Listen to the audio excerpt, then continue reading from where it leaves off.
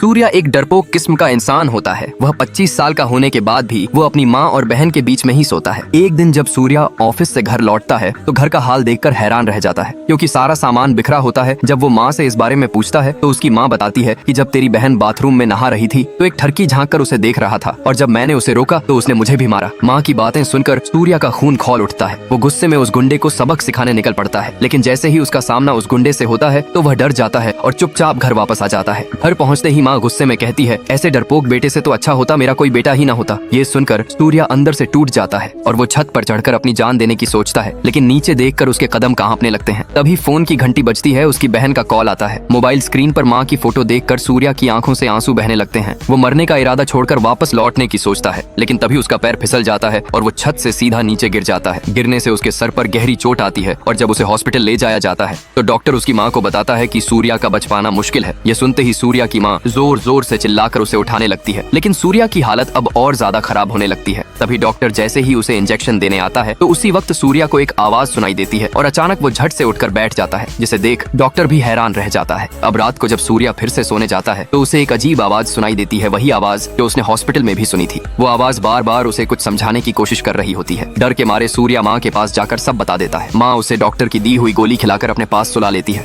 लेकिन इधर बेचारे सूर्या को अब वो आवाज बार बार सुनाई देने से वो रात भर सो नहीं पाता।